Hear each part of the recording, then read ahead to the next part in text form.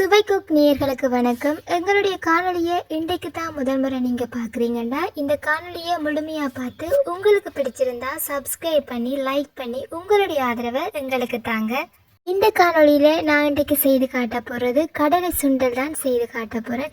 எப்படி செய்கிறதுன்னு பார்த்தீங்கன்னா, முதல்ல நீங்கள் கடலையை ஊற வைக்கணும்.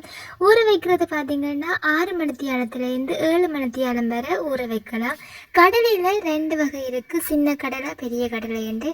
நாங்கள் பெரிய கடலை தான் பாவிக்கிறோம். நாங்கள் ஏனென்றால் சின்ன கடலையை விட பெரிய கடலை வடிவாக அவியும், அதனாலேயே நாங்கள் பெரிய கடலையை வேண்டுனாங்க. நீங்கள் உங்களோட விருப்பத்துக்கு ஏற்ற மாதிரி வேண்டிக் கொள்ளலாம். 6 அல்லது 7 மணித்தியாலம் ஊற வச்ச இந்த கடலையை நல்லா கழுவி எடுத்து அதை ஒரு பாத்திரத்தில் போட்டு அவிய விடணும்.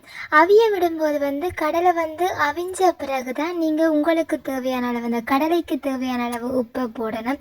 அடுப்பில் இருந்து கடலையை இறக்கி கடலை தண்ணியை நீங்கள் வடிச்செடுக்கணும். வடிச்செடுத்த பிறகு கடலையை ஒரு பாத்திரத்தில் தனியாக மாற்றணும். பிறகு தேவையான வெங்காயம், நாங்கள் பெரிய வெங்காயம் போட்டோம், நீங்கள் சின்ன வெங்காயம் போடலாம். ஆனால் பெரிய வெங்காயம் போட்டிங்கன்னா இன்னும் சுவையை அதிகரிக்கிறது மாதிரி இருக்கும். நறுக்கிய வெங்காயம் போட்டதுக்கு பிறகு தேவையான அளவு தூள், அதாவது சுண்டலுக்கு தேவையான அளவு தூளை நீங்கள் போட்டு குழச்சி எடுக்கணும். அதுக்கு பிறகு சுவையான கடலை சுண்டல் தயாராகிடும்.